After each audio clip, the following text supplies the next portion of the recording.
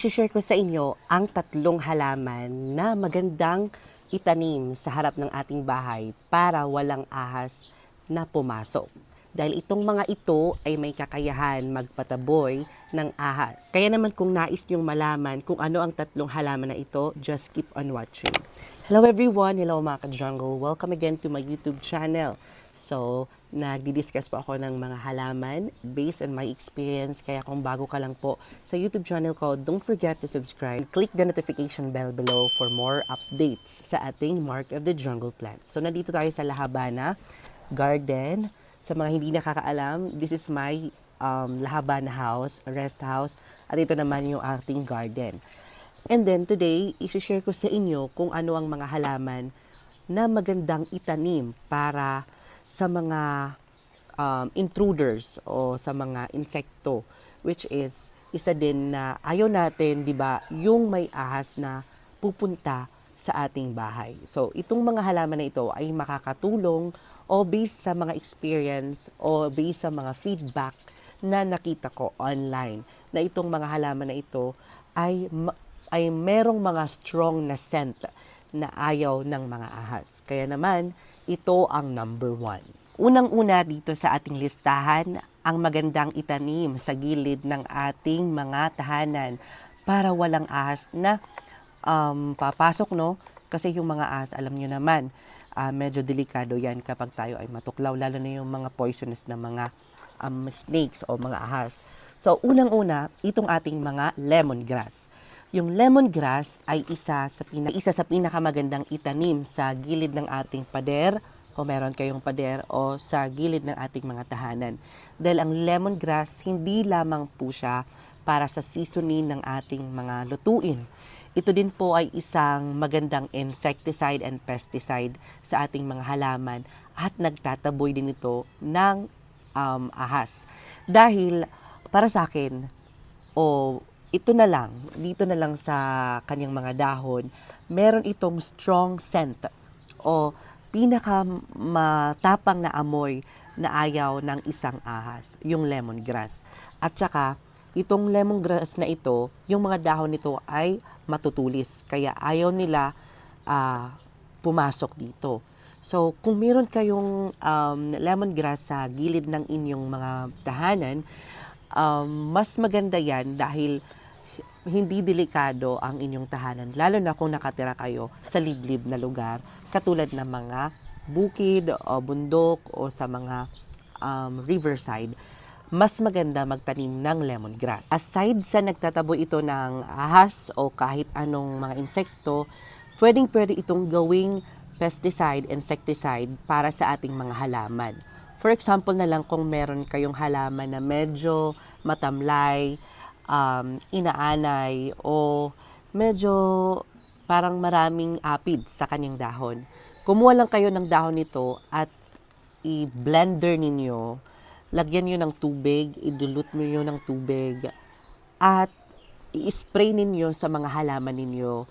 Makakatulong ito para umiwas ang mga insekto sa inyong mga halaman.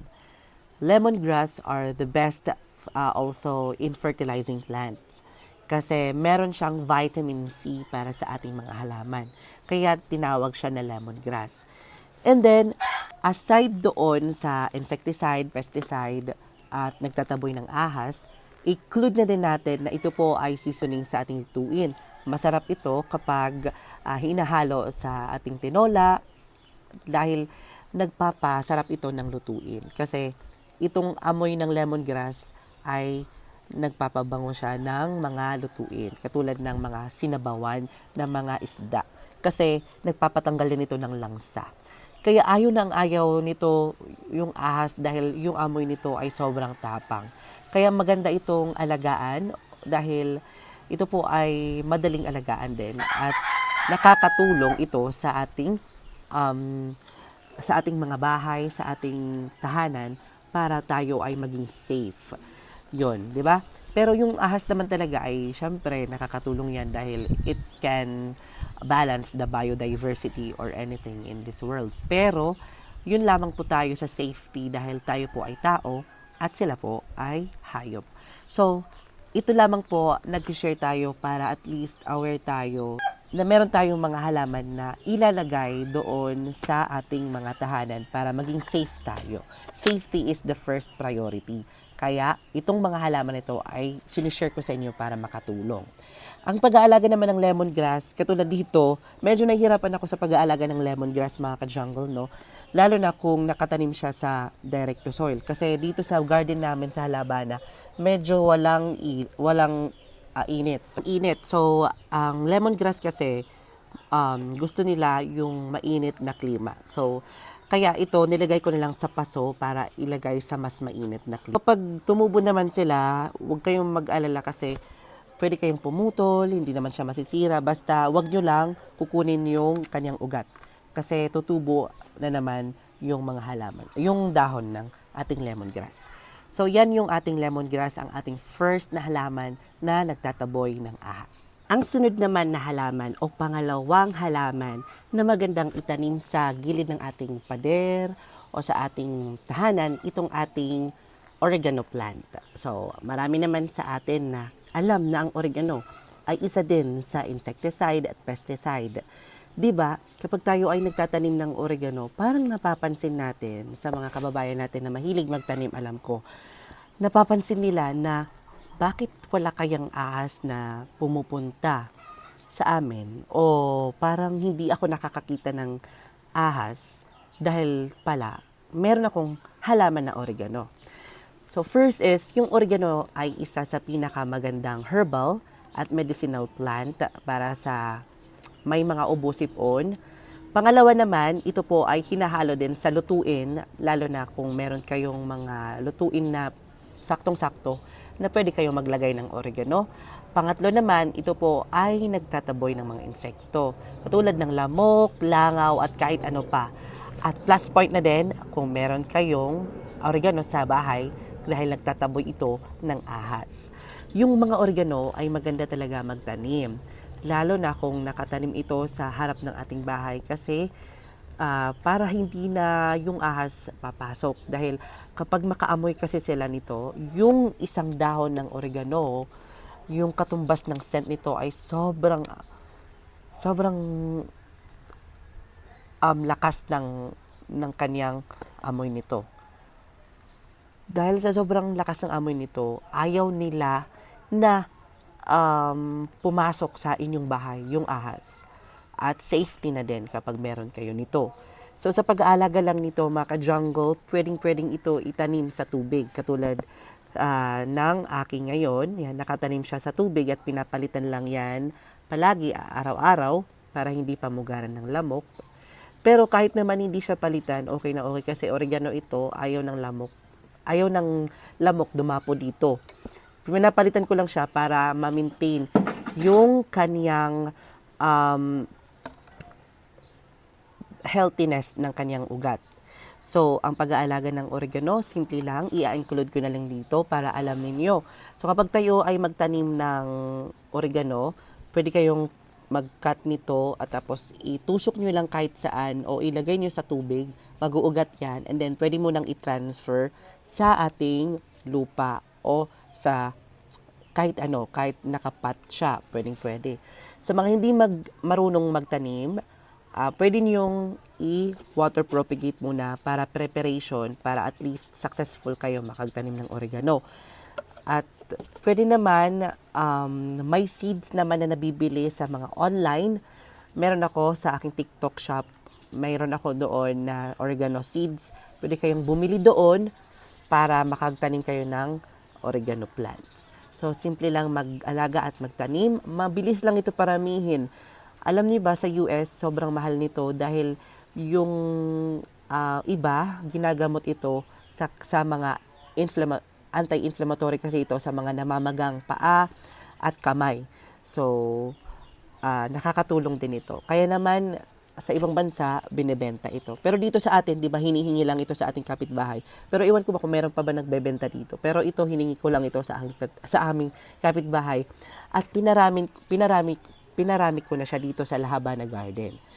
At yan, mabilis lang siya tumubo at maparami, lalo na ngayong summer season. Hindi naman siya sensitive when it comes to sun, Pero palagi mo lang siyang didiligan araw-araw para hindi siya mamatay. So yun yung ating oregano plants at nakaka-attract din ito ng positive energy at nagtataboy ng negative energy kaya tinataboy niya yung ahas. Kasi yung ahas sometimes para siyang negative siya in a sense of for the safety na lang din. Magtanim kayo nitong oregano na halaman na ito para sa inyong mga bakuran, para at least safety kayo.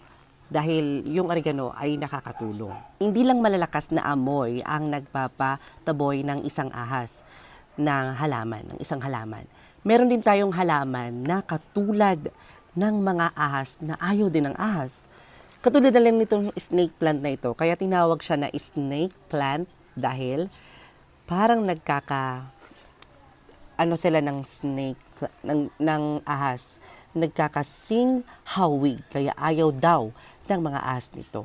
Kapag tumitingin kasi sila nito, akala nila, meron kasing hawig nila, kaya ayaw nilang pumunta doon sa lugar na yon na maraming snake plant. At isa pa dito, matutulis kasi yung mga snake plant. Baka daw sila matusok, kaya umiiwas sila. And according to my research, kaya tinawag sila na snake plant kasi ayaw ng mga snakes nito. Kaya yun, in-include ko siya dito at talaga namang ay meron ako dito sa La Habana Garden. I am so very blessed na meron tayo ditong mga snake plant para walang ahas talaga totally na pumunta dito. Pero in my experience, I am living here about 3 years na sa ating La Habana at wala akong na-experience kahit isa na ahas na pumasok dito sa amin. Dahil nga nagtanim ako ng oregano, nagtanim ako ng lemongrass at nagtanim ako nitong snake plant.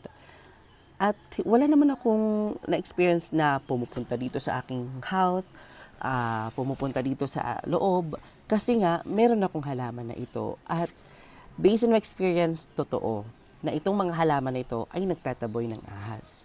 So, dito naman tayo sa snake plant. Paano siya alagaan? Mabilis lang siya alagaan actually. Paramihin mo lang siya when it comes to dividing. Huwag mo lang diligan palagi. Pero ngayong summer, diligan mo lang siya ng alternately para hindi matuyo yung kanyang soil.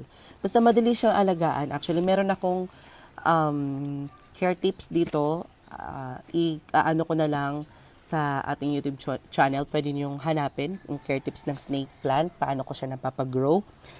At yes, this is the snake plants na ayaw ng mga snakes, di ba? Very simple lang, very methodology yung kanyang pangalan. Itong mga halaman na ito na nandito, ito po ay based on my experience, sinashare ko po sa inyo at hindi po ako nag-claim na ito talaga ay nagtataboy ng ahas. So, based on my experience lamang po, dahil marami talaga ang tackle, lalo na yung mga expert, because I'm not an expert, guys. So, maraming magsasabi na itong mga ito ay hindi talaga nagpo-prove na nagtataboy ng ahas. Pero ito lamang po ay based on my experience. Depende lamang po kung maniniwala kayo. Pero nag-share lamang po, at least meron kayong halaman na maitatanim sa inyong gilid ng tahanan na at least if it works with me, sana mag-work din sa inyo. Yon yung ating halaman, yung ating snake plant, lemongrass, at oregano. And I hope may natutuhan kayo in today's video. At kung meron man, don't forget to subscribe to my YouTube channel. At paabutin natin ng 100k subscribers para makuha ko na yung silver play button. And I'm aiming for that, guys. Sa mga plantito dyan, Mark of the Jungle Plants, thank you so much for subscribing my YouTube channel. Nandito tayo ngayon.